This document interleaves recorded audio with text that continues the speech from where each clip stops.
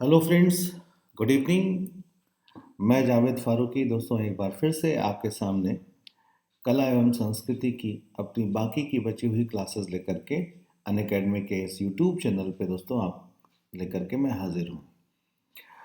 दोस्तों, क्लास शुरू करने से पहले मैं एक बार थोड़ा सा अपना इंट्रोडक्शन आपको दे दूँ, जिससे कि दोस्तों हम ये समझ सकें कि हम लोग आप ये जान सकें कि आप किन के साथ क्लासेस कर रहे हैं। एक बार हमारी आपकी दोस्तों इंट्रोडक्शन ज़रूरी है। तो क्लास की शुरुआत करने से पहले जैसे दोस्तों ये मेरा नाम जावेद फारूकी। ये दोस्तों मेरी Unacademy work position. I am one of the masters educator of Unacademy. I have 10 years of teaching experience with various Indias and out institute and performed 200 plus selections. Expert of history optional, history general studies, social issues, social justice and current affairs. दोस्तों this is the my referral code. दोस्तों ये मेरा referral code है IGF live. इस referral code के माध्यम से Unacademy के किसी भी सब्सक्रिप्शन पे आपको 10% का अतिरिक्त डिस्काउंट प्राप्त हो सकता है। दोस्तों ये रहा दोस्तों मेरा कुछ इंट्रोडक्शन, और कुछ दोस्तों मैं अपनी प्रोफाइल के बारे में आपको बता दूं कि I am expert in UPSC CSC GS and दोस्तों this is the my watch minutes. Total watch minutes on Unacademy platform 23M, 859 watch minutes last 30 days, 16K followers, and 854 dedications were given by the my students. तो ये रहा दोस्तों मेरा introduction. अब मैं आपको थोड़ा सा दोस्तों अनअकैडमी की कुछ इनिशियल स्लाइड्स के बारे में आपको बता दूं। इसके बाद हम लोग क्लास को लेकर के आगे बढ़ते हैं। तो जैसा दोस्तों आप लोग देख सकते हैं कि दोस्तों लास्ट ईयर 2020 के रिजल्ट के रिकॉर्ड को ब्रेक करते हुए इस साल 2021 को हमारे अनअकैडमी के टोटल 197 प्लस रनर से दोस्तों अंतिम रूप से सफलता अर्जित करी है UPSC में, जिसमें से टॉप 10 में दोस्तों हमारे प्लेटफॉर्म के 3 लर्नर्स रहे हैं, जिसमें आप भी दोस्तों अगले वो कैंडिडेट हो सकते हैं। अनअकैडमी 27 अक्टूबर को इंडिया के टॉप एजुकेटर्स के माध्यम से एक बाइलिंगुअल बैच लेकर के आ रहा है। इन बैचेस के बारे में मोर इन्फॉर्मेशन के लिए आप इस दिए गए कॉन्टैक्ट नंबर पर बात कर सकते हैं। Don't let CSAT block your selection for UPSC। जैसा आपको पता है दोस्तों कि पिछले कुछ वर्षों में CSAT का एग्ज़ाम आपके लिए काफ़ी बड़ी मुश्किल लेकर के आया है। CSAT का पेपर दोस्तों आपके प्रीलिम्स क्वालिफिकेशन के लिए बड़ी मुश्किल खड़ा किया है। इस बात को गंभीरता से लेते हुए अनअकैडमी ने और हमने दोस्तों बहुत ही कम फीस पर आपके लिए एक कंप्लीट CSAT का कोर्स शुरू किया है, जिससे कि आप अपने प्रीलिम्स की पहली बाधा पूरी कर सकें। दोस्तों win rewards from a pool of 40 crore. दोस्तों 40 करोड़ के एक पूल से आप ढेर सारे इनाम जीत सकते हैं, जिसमें आप 13 नवंबर को 11 बजे दिन में 60 मिनट में 50 क्वेश्चन के एक MCQ सीरीज़ में शामिल होकर के शामिल होने के लिए दोस्तों आप इस बारकोड को स्कैन कीजिए और आप इसमें एनरोल कीजिए दोस्तों कोर्स को, और इसको ज्वाइन करके आप न केवल अपनी तैयारी का लेवल जान सकते हैं, बल्कि आप 40 करोड़ के पोल से आप एक गिफ्ट भी जीत सकते हैं। दोस्तों ऑप्शनल कॉर्डिवॉल, जैसा आपको पता है दोस्तों कि विदाउट ऑप्शन आप अपनी तैयारी कभी पूरी नहीं कर सकते और अपने सिलेक्शन का सपना भी नहीं देख सकते। इसलिए दोस्तों अनअकैडमी आपके लिए लेकर के आए हैं सबसे विश्वस्त और सबसे श्रेष्ठ विद्वानों की एक शानदार टीम, जहां पे UPSC के टॉप ऑप्शन सब्जेक्ट दोस्तों इंडिया के टॉप एजुकेटर्स के द्वारा लाया जाता है। तो आप लोग इस ऑप्शनल क्लासेस को करके अपने अपनी दोस्तों तैयारी को एक मजबूती दे सकते हैं। मोर इन्फॉर्मेशन के लिए आप इस दिए गए कॉन्टैक्ट नंबर पर बात करें। UPSC EPFO is now live. दोस्तों अब UPSC पर EPFO का भी एक बैच लाइव किया जा रहा है, जिसमें दोस्तों आप लोग इससे भी जुड़ करके UPSC की गैजेटेड पोस्ट की नौकरी प्राप्त कर सकते हैं। दोस्तों हमारे लिए एक बड़ी ही खुशी का विषय है कि अभी जो UPSC में 79 क्वेश्चन दोस्तों UPSC GS मेंस में जो 2022 में 79 क्वेश्चन पूछे गए, उनमें से टोटल 57 क्वेश्चन दोस्तों हमारे अनअकैडमी के सीधे टेस्ट सीरीज से पूछे गए हैं। ये हमारे लिए बड़ा ही प्राइडेस्ट मोमेंट है, तो आप हमारे टेस्ट सीरीज को भी ज्वाइन कर सकते हैं। Nothing can stop you from chasing your UPSC CSC dream. दोस्तों अगर आप वाकई में सिविल सर्विसेज का दिल से सपना देखना चाहते हैं तो अनअकैडमी आपके इस सपने को पूरा करने में मदद करेगा। दोस्तों हम आपके लिए लेकर के आए हैं 0% EMI पर विदाउट एनी इंटरेस्ट के। आपको अगर आप कोई सब्सक्रिप्शन लेना चाहते हैं तो आप लोन के लिए अप्लाई कर सकते हैं। और घर बैठे दोस्तों अपनी तैयारी पूरी करें, तो इसके बारे में दिए गए कॉन्टैक्ट नंबर के थ्रू आप मोर इन्फॉर्मेशन ले सकते हैं। Now live compete battle and know where you stand. Win a laptop and prize up to rupees 2 lakh. ये दोस्तों ऑफर आपके लिए है the last mile CSC free interview guidance program 2022। Get a head start on interview preparation. तो बहुत सारे दोस्तों offers आपके लिए समय समय पे लाया जा रहा है। ये तो रहा दोस्तों हमारी कुछ हमारी फीचर्स, जो स्पेशली आप अनअकैडमिशियंस के लिए, आप बच्चों के लिए जो देश के दूर दराज क्षेत्रों से दोस्तों हमें आप कनेक्ट करते हैं, हमें आप इतना प्यार करते हैं, तो आपके लिए दोस्तों अनअकैडमी भी आपके करियर को लेकर के प्रतिबद्ध है, चिंतित है, जिसके लिए दोस्तों हम शिक्षा को देश के दूर दराज क्षेत्रों में पहुंचाने के लिए आपके लिए सारे ऑफर्स लेकर के आते हैं, जिसको आप ज्वाइन करके घर बैठे दोस्तों अपनी तैयारी को मजबूती दीजिए और अपने सपने को पूरा कीजिए दोस्तों। ये तो रहा कुछ शुरुआती बातें। अब मैं थोड़ा सा कोर्स के बारे में बता दूं कि आप लोगों को पता है कि 8 क्लासेस की एक सीरीज़ में मैं आर्ट एंड कल्चर का दोस्तों एक कंप्लीट कोर्स लेकर के आपके सामने आया हूँ। 8 क्लासेस में दोस्तों आर्ट एंड कल्चर की कला वाले सेक्शन को दोस्तों लेकर के हम लोग बात कर रहे हैं, जिसमें से दोस्तों 4 क्लासेस हो चुकी हैं। अब ये 5वीं क्लास है और इस 5वीं क्लास को दोस्तों हम लोग यहाँ पे सॉरी दोस्तों, ये 6वीं क्लास है, 6th क्लास है दोस्तों, जिसमें इसके पहले हम लोगों ने स्थापत्य कला के बारे में कई सारे पहलुओं को पढ़ा है दोस्तों पिछली क्लास में हमने आपको इंडो इस्लामिक स्थापत्य कला के बारे में पढ़ाया था, जिसमें से दोस्तों पार्ट 1 केवल एक हिस्सा ही हम लोग कर पाए थे। इस क्लास में हम लोग इंडो इस्लामिक स्थापत्य कला के पार्ट 2 पर बात करेंगे, यानी कि कला और स्थापत्य पे दूसरे पहलू पे, यानी कि दोस्तों मुगल काल में इंडो इस्लामिक स्थापत्य कला के डेवलपमेंट के बारे में पढ़ाई करेंगे। तो पिछली क्लास में मैंने आपको बताया था कि इंडो इस्लामिक क्या होता है, सल्तनत काल में इंडो इस्लामिक का डेवलपमेंट कैसे हुआ, इंडो इस्लामिक के कौन कौन से एग्जाम्पल्स रहे, ओके, अलग अलग सल्तनत काल में अलग अलग राजवंशों के समय में कौन कौन सी कलाओं का विकास किया गया, ये सब मैं आपको पढ़ा चुका हूँ दोस्तों। अब हम लोग को पढ़ना है सल्तनत काल के साथ साथ मैंने प्रांतीय राजवंशों के इतिहास को भी आपको समझा दिया था, पढ़ा दिया था। अब दोस्तों हम लोग को जो पढ़ना है वो मुगल काल के स्थापत्य कला के बारे में पढ़ना है। आइए दोस्तों हम लोग मुगल काल के स्थापत्य कला के बारे में पढ़ लेते हैं। मुगल कालीन स्थापत्य कला के बारे में दोस्तों एक बार नज़र डाल लेते हैं। दोस्तों मुगल कालीन स्थापत्य कला में मैंने आपको ये पढ़ाया था कि पिछली क्लास में भी दोस्तों कुछ कुछ मैंने चर्चा की थी कि मुगल काल में स्थापत्य कला में कई बड़े चेंजेस आए, जिसमें एक बहुत बड़ा दोस्तों परिवर्तन था। वो ये था कि एक तो दोस्तों मकबरा निर्माण शैली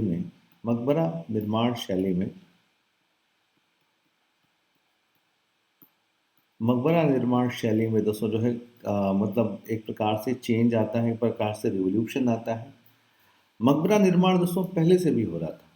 सल्तनत काल में क्या था, सल्तनत काल में दोस्तों केवल मकबरा नहीं था, सल्तनत काल में दोस्तों मकबरा भी देखने को मिलता है, हमें मकबरे भी देखने को मिलते हैं और मस्जिदें भी देखने को मिलती हैं, सुंदर मस्जिदें भी देखने को मिलती हैं, मीनारें भी दोस्तों देखने को मिलती हैं और अलाई दरवाज़ा भी दोस्तों देखने को मिलता है।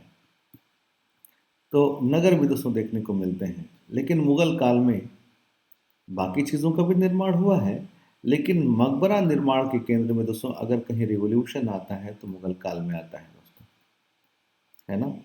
जितने भी महत्वपूर्ण स्मारक हैं वो मकबरा निर्माण से ही संबंधित है। तो जैसा आपको पता है कि बाबर के समय में दोस्तों जो है वो मकबरा निर्माण की नई शैली शुरू की गई, जिसमें चारबाग शैली को दोस्तों शामिल किया गया, जिसका पहला उदाहरण था आगरा स्थित नूर अफगन, जहाँ स्वयं बाबर को दफनाया गया था। चारबाग शैली में होता यह था दोस्तों कि एक गार्डन को 4 हिस्सों में बांट दिया जाता था, ऐसे दोस्तों 4 स्क्वायर में दोस्तों बटा होता था गार्डन, और उसमें एक किनारे दोस्तों स्मारक जो है वो मकबरा बनाया जाता था, ओके।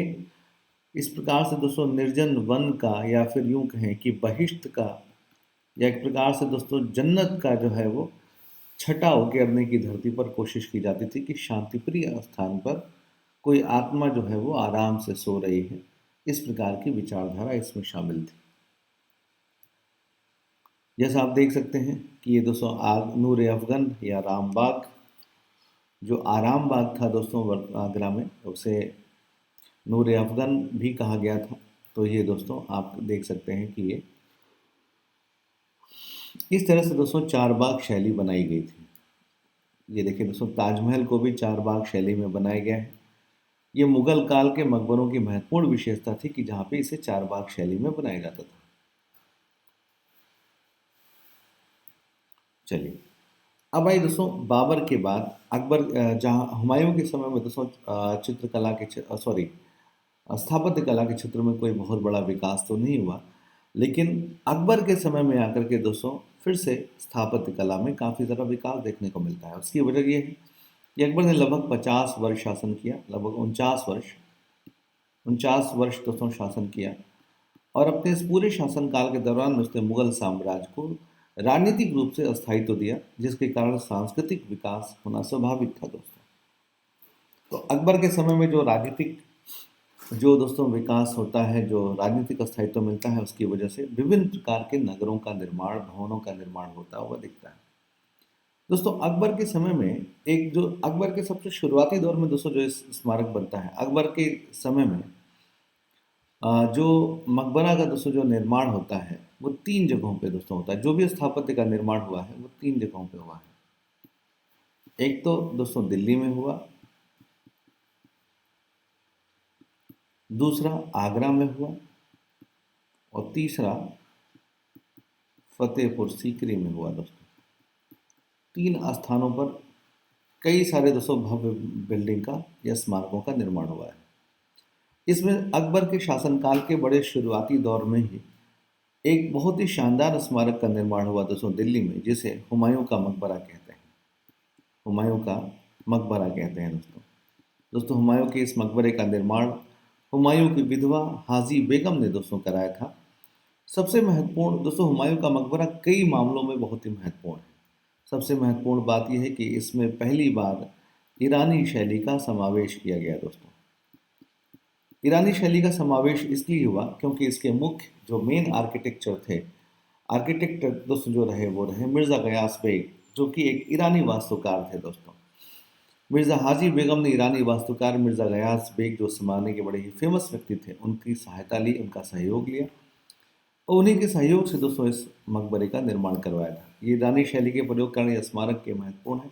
यह भी अष्टकोणीय व दोहरे गुंबद वाला है। यह स्मारक स्थापत्य के विकास में संक्रमणकालीन अवस्था को दर्शाता है। दोस्तों हुमायूं के मकबरा इसलिए भी दोस्तों आपके एग्जाम के लिए बहुत ही महत्वपूर्ण है कि यूनेस्को ने इसे 1993 में विश्व धरोहर स्थल के रूप में मान्यता प्रदान की है, रिकॉग्नाइज किया है, वर्ल्ड हेरिटेज साइट के रूप में इसे रिकॉग्नाइज किया है। ओके, इसलिए दोस्तों ऐसा कोई भी बिल्डिंग भारत का स्मारक जो दोस्तों यूनेस्को में लिस्टेड है या यूनेस्को के द्वारा रिकॉग्नाइज किया गया है, वो आपके लिए वेरी वेरी इंपॉर्टेंट हो जाता है। ध्यान रखिएगा। हुमायूं का मकबरा दोस्तों 1570 में बना। इसकी अनोखी सुंदरता को अनेक वास्तुकलात्मक नवाचारों से प्रेरित कहा जा सकता है, जो अतुलनीय ताजमहल के निर्माण में प्रवर्तित हुआ है। इसका निर्माण हुमायूं के पुत्र महान सम्राट अकबर के संरक्षण में किया गया था। एक मकबरा चारबाग शैली में है दोस्तों। यह मकबरा भी दोस्तों चारबाग शैली में है। इस मकबरे की कुछ विशेषता दोस्तों समझिए कि ये भी चारबाग शैली में है, और जिसमें पहली बार दोस्तों ईरानी शैली का मतलब जिसमें पहली बार संगमरमर का इस्तेमाल किया गया है, वाइट दोस्तों मार्बल का इस्तेमाल किया गया है।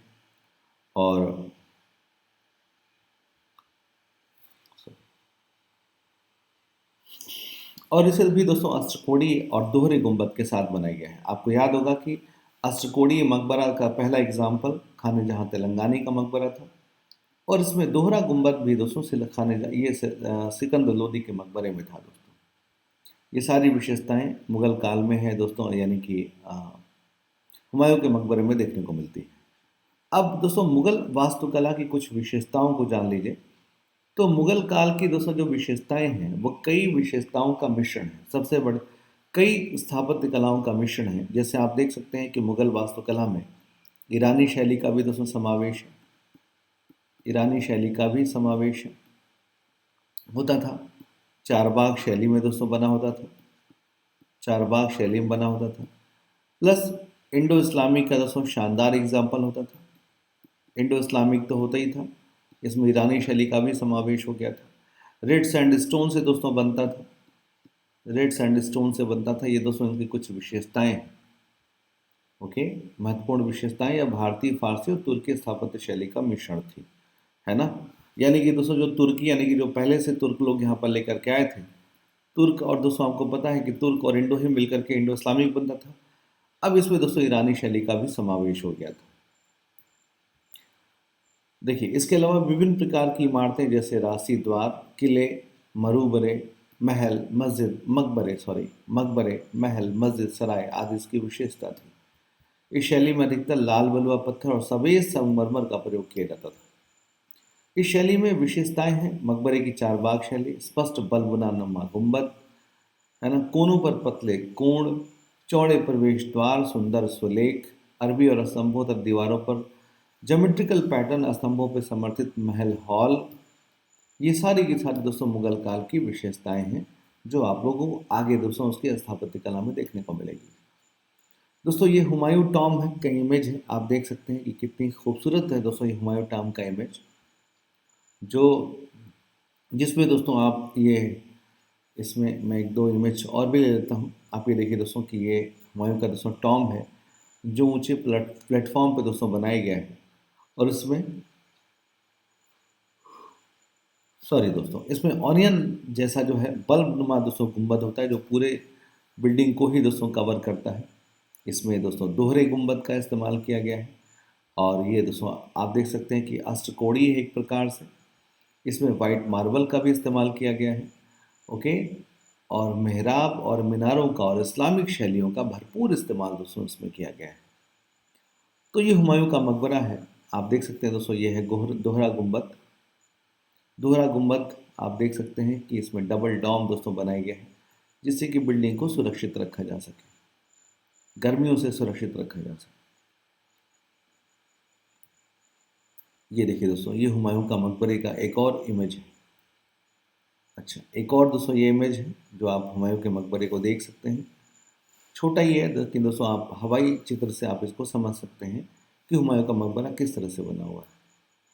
अच्छा, इसके अलावा दोस्तों दिल्ली में, अकबर के समय में दिल्ली में बने इस मकबरे के अलावा आगरे के किले में भी दोस्तों एक बिल्डिंग बनी है। आगरे में भी दोस्तों बहुत शानदार बिल्डिंग्स बनाई गई है, जिसमें यह मुगल सम्राट अकबर, आगरे का किला दोस्तों सबसे महत्वपूर्ण है, जो आगरा शहर में बनाया गया है। 1983 में आगरा के किले को यूनेस्को के विश्व धरोहर स्थल में भी दोस्तों स्थापित किया गया है, मतलब लिस्टेड किया गया है। इसलिए दोस्तों आगरे का किला भी वेरी इंपॉर्टेंट हो जाता है, ध्यान रखिएगा, वेरी इंपॉर्टेंट होता है दोस्तों। ओके, अब देखिए आगरे के किले की विशेषताएं देख लीजिए। रेड सैंडस्टोन से बना हुआ है, लाल बलुआ पत्थर से बना हुआ है। ओके, यहाँ पे दोस्तों दोनों तरफ लाहौरी दरवाज़ा और दोस्तों जो है बहुत सारे, मतलब इसमें विभिन्न दरवाजे बनाए गए हैं। और ये सफ़ेद संगमरमर के साथ साथ चार द्वारों में सबसे भव्य अकबर के समीप की उत्कृष्ट कृति मानी जाती है दोस्तों। इसमें स्मारकी जो दिल्ली गेट है, यह सफ़ेद संगमरमर में जड़ित जड़ाई के काम से अलंकृत है। स्थापत्य के इतिहास की दृष्टि से स्थल बहुत महत्वपूर्ण है। अबुल फजल ने दर्ज किया कि किले में बंगाल और गुजरात के खूबसूरत डिजाइनों में से 500 इमारतों का निर्माण किया गया था। उनमें से कुछ को शाहजहां ने अपने सफ़ेद संगमरमर के महलों के लिए रास्ता बनाने के लिए ध्वस्त कर दिया था दोस्तों। आगरा के किले के अंदर बहुत सारी बिल्डिंग्स दोस्तों अकबर ने आगरा के किले का निर्माण करवाया, जिससे बाद में बहुत सारी बिल्डिंग्स को शाहजहां ने दोस्तों इसलिए तोड़ दिया कि उसमें वो वाइट मार्बल से बनी हुई चीज़ों को बनवा सके।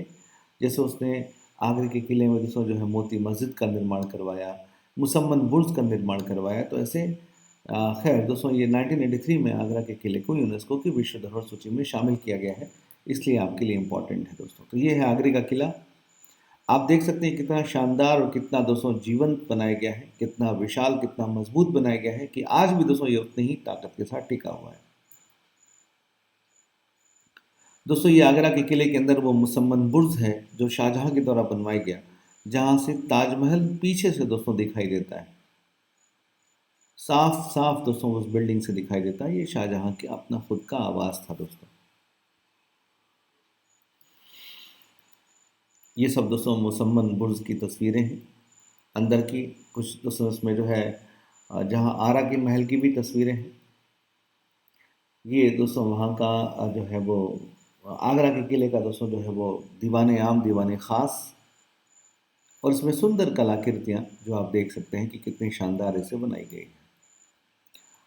दोस्तों अकबर के समय में आगरा में ही जो तीसरी बिल्डिंग बनाई गई, जो तीसरे दोस्तों जो केंद्र था उसके स्थापत्य कला का, वो था दोस्तों फतेहपुर सीकरी। और फतेहपुर सीकरी कैंपस को भी दोस्तों 1986 में यूनेस्को की विश्व विरासत सूची में शामिल किया गया है।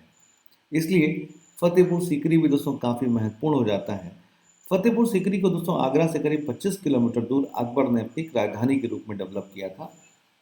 जो दोस्तों ऐसा कहा जाता है कि उसने अपने गुजरात विजय के उपलक्ष्य में, सॉरी, उसने दोस्तों जो है जब फतेहपुर सीकरी के एक सूफी संत की दुआओं से जब उसको एक पुत्र रत्न की प्राप्ति हुई, तो उस खुशी में उसने दोस्तों एक फतेहपुर सीकरी नाम का एक नगर की स्थापना की। और उसने कई वर्षों तक, 10 वर्षों के लिए मुगल साम्राज्य की राजधानी के रूप में भी बना करके रखा।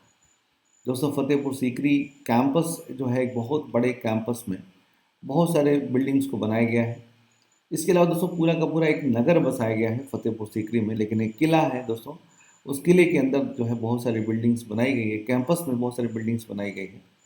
ये बिल्डिंग दोस्तों न केवल अकबर के विराट व्यक्तित्व को दर्शाता है, बल्कि अकबर के सुलहकुल के व्यक्तित्व यानी कि उसके सर्वधर्म समभाव की विचारधारा को भी दर्शाता है।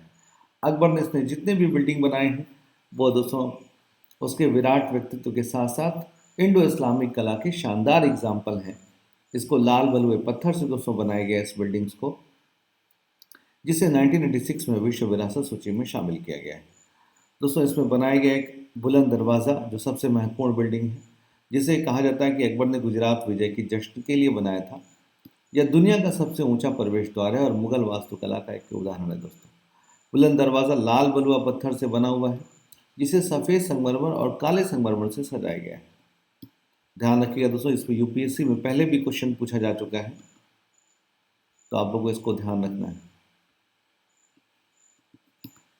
ओके, चलिए।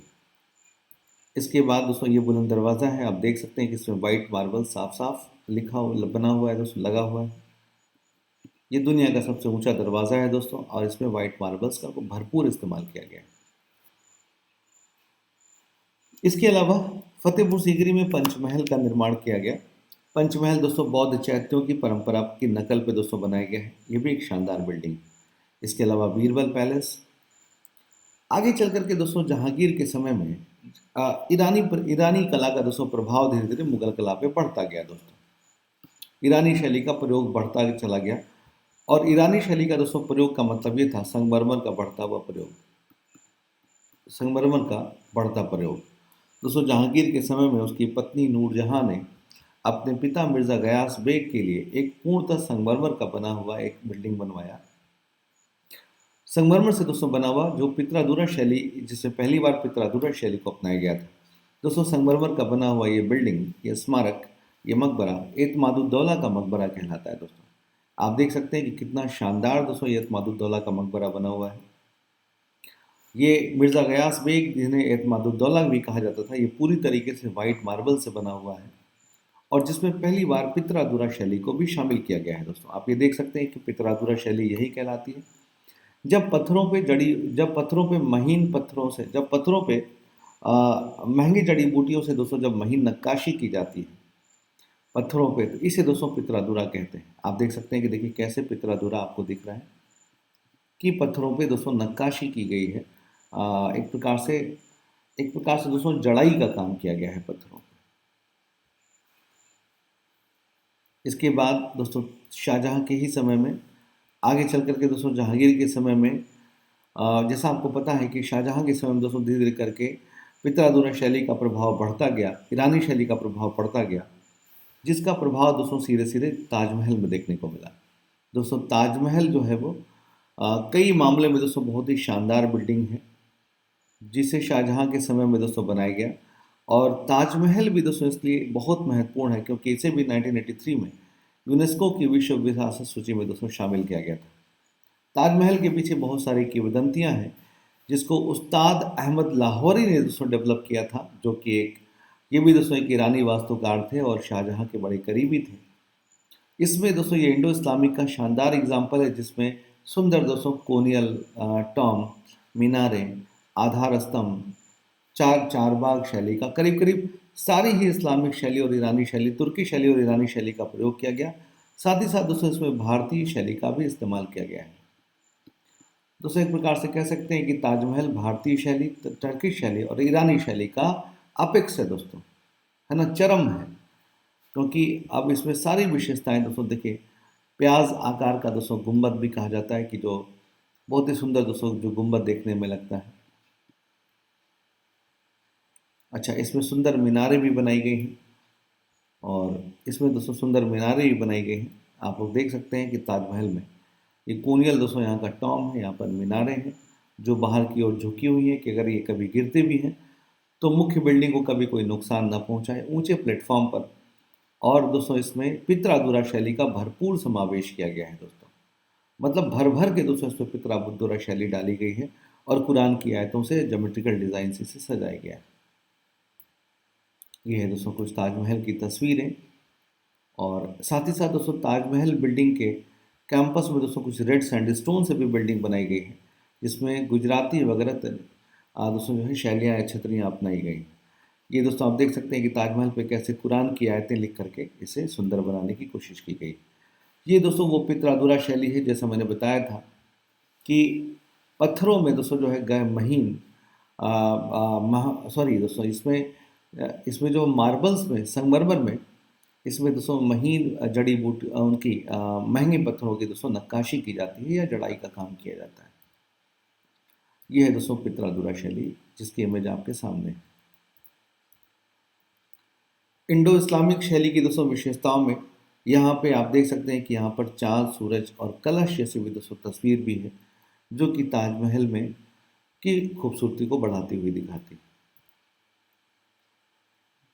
इसके अलावा दोस्तों शाहजहां ने दोस्तों दिल्ली के सॉरी दोस्तों आगरा के ताजमहल में, आगरा के दोस्तों रेड फोर्ट में उसने जो है एक मोती मस्जिद का भी निर्माण कराया, जो पूरी तरीके से संगमरमर से बनी हुई है। ये दोस्तों मोती मस्जिद जो संगमरमर से बनी हुई दोस्तों मस्जिद। ओके, तो इसके बाद दोस्तों शाहजहां के समय में के बाद औरंगज़ेब के समय में धीरे धीरे करके दोस्तों स्थापत्य कला में काफ़ी गिरावट आती चली गई, क्योंकि औरंगज़ेब के समय में आर्थिक संकट का काल दोस्तों देखने को मिलता है। इसकी वजह से अच्छा, औरंगज़ेब ने वैसे भी दोस्तों जो है वो साम्राज्य विस्तार में ज़्यादा इंटरेस्ट लिया, फिर भी औरंगज़ेब ने दोस्तों जो है वो एक बिल्डिंग बनवाई है, जिसे बीवी का मकबरा कहते हैं, जिसे ताजमहल की गंदी नकल कही जाती है, जो उसने अपनी बीवी की याद में बनवाया है। और ये है दोस्तों बीवी का मकबरा, जो औरंगाबाद में स्थित है। बीवी का मकबरा औरंगाबाद में दोस्तों स्थित है। इस प्रकार से दोस्तों इंडो इस्लामिक स्थापत्य कला की ये दोस्तों सारी जानकारी रही, जहाँ पे एक बात आप लोग ध्यान रखिएगा कि जो भी इसमें यूनेस्को में लिस्टेड है, जो भी दोस्तों आप देखा होगा कि मैंने कंप्लीट कंटेंट दिया है कि जो भी स्मारक यूनेस्को में लिस्टेड है, आप उसकी डिटेल इन्फॉर्मेशन ज़रूर अपने पास रखें। इसके अलावा मुग़ल काल की विशेषताओं को ध्यान में रखें, मुग़ल काल और सल्तनत काल में अंतर को ध्यान में रखें कि किस दोनों के समय में के बिल्डिंग्स में क्या अंतर है। दोस्तों आज की क्लास बस इतना ही करते हैं, फिर मिलते हैं अगली क्लास में हम लोग भारत में मूर्ति कला के विकास से संबंधित बातों पर। धन्यवाद, थैंक यू सो मच।